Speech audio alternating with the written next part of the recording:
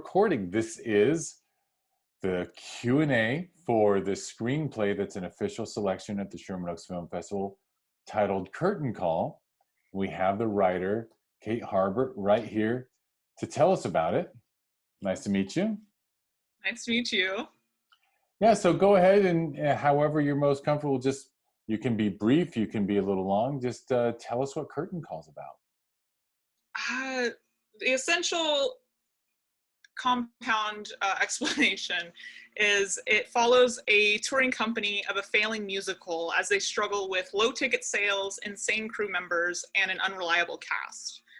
And so it has both, character-wise, it has both characters that are newer to stage acting and some that have been acting for years. One who was blacklisted from actual Broadway stages, and so it's him trying to get his way back up to Broadway if he can. So yeah, it's filled with a lot of interesting characters in the sense of you probably never know what they're gonna do. Right, and you said this is touring like theater. It's not even off Broadway. This is like Midwestern small town kind of stuff. Yes. Yes. And Like small community theaters. Do you have special insight to this? At one point, I was a theater sound design major. And so I got to the point when I came up with this idea that I was just like, I really miss theater, and I want to put together TV and theater and then create something that I would like to watch and mess around with and see what would happen. Well, I mean, it's so fertile for comedy. I mean, there are very few things. And by the way, your description when you said something along the lines of how it's got unreliable performers and barely making ends meet, I think that is every touring company in the world, every continent, right? Yeah, definitely. And so you were inspired. Did you just, what was the inspiration though? Was it you wanted to go back to the theater and write about the theater, or found some other inspiration? I wanted to, because I mean, as much as I don't regret going more towards film and television, I still do miss theater. I miss honestly, every night was an adrenaline rush because it was all in the moment. And if you messed up, everyone knew. It's depending on the mess up, but somebody knew if you messed up. And I miss that atmosphere and the crazy family dynamics that it can get. And so I wanted to be able to bring in some things that I had experienced in the past and be able to just mess with the kind of the cliches a little bit of what theater is and put it into a pilot. And did you sketch out, is there like a season planned out, sort of just outlined, or? There is actually. I have quite a few. I've written the second episode, and I have 6 other log lines for episodes for the first season. And what's great, what I love about writing this is because I made the characters so out of left field that anything can happen. And so if I want them to, like in the second episode, we deal with the Macbeth curse and characters trying to figure out if it is or not and everything like that, with things falling apart in the theater. And then, I mean, there's all the potential for different love stories. Almost the entire cast falls into the LGBTQ plus community. So being able to also open up about those kind of experiences and lives and everything like that too. That's super. I mean, it sounds, I don't mean to kiss butt, but this sounds like a really good idea for a series. And you're making me think of all the times I've seen stuff based on stage performance, and it translates so well to the screen, actually. Whether Yeah. it's the feature films that we could both name, you know, Bullets Over Broadway and Waiting for Guffman and this and that, to heck, my favorite seasons of Curb Your Enthusiasm are when they're putting on a show and he's getting involved with Mel Yes. Brooks or Lin-Manuel. It's like the stage and being behind backstage is so cinematic and televisionic. I actually don't know. It's probably just still cinematic. Yeah. I One of my favorite, pretty much every show that has some kind of theater based, like Schitt's Creek had a great theater episode where they did cabaret. Um, it's so much fun every time. And it gives you, yeah, it's such fertile ground for a TV show because, like you said, you can do anything, and you can have you can bring people in and out all you want, all kinds of stuff. Well, that's Oh yeah. great. How long did you spend on it? I first conceived the idea, gosh, July last year, around then.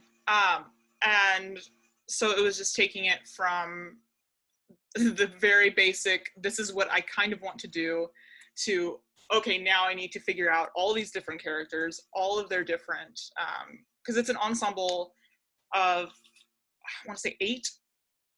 I believe there's eight characters, main characters. Um, and so I didn't fully grasp what I was getting myself into, I guess, when I started this pilot. But it's been really fun, like figuring out who they are and where I would love to see the show go and everything like that. So it's been an interesting journey so far.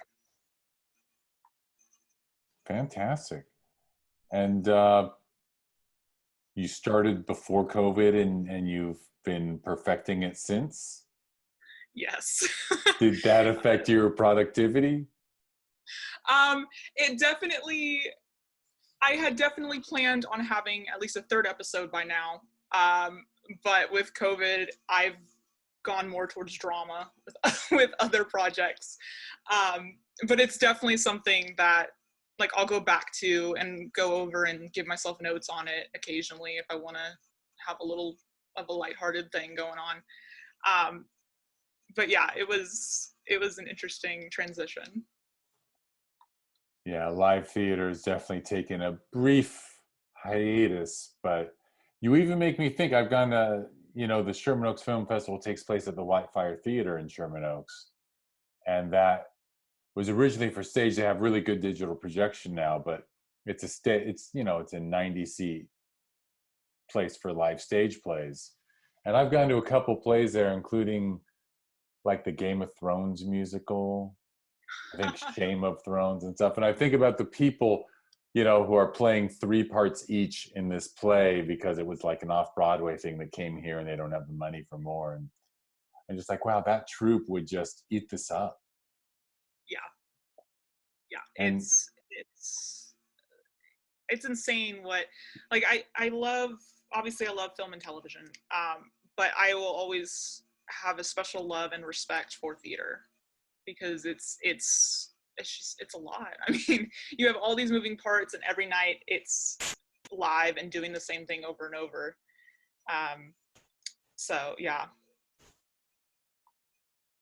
well, I gotta say, I know how hard this world is on screenwriters, but man, I hope something happens with this idea Well, thank because you. it's I can guarantee I could just say to people, I already know how I would tell people, hey, you should watch this, you know, because it's such a, you know, in fact, it's easier to explain than Schitt's Creek, right? Like Schitt's Creek, you had to say it was hard to get people to watch it at first, right? If you were an early adopter.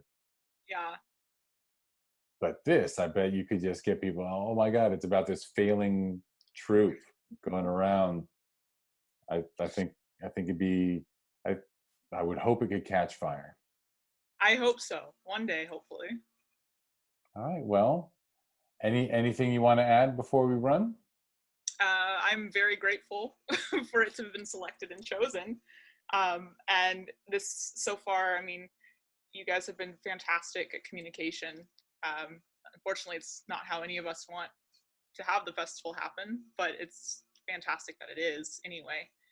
Um, and if, as a little side note, if no one's watched Schitt's Creek, then you should.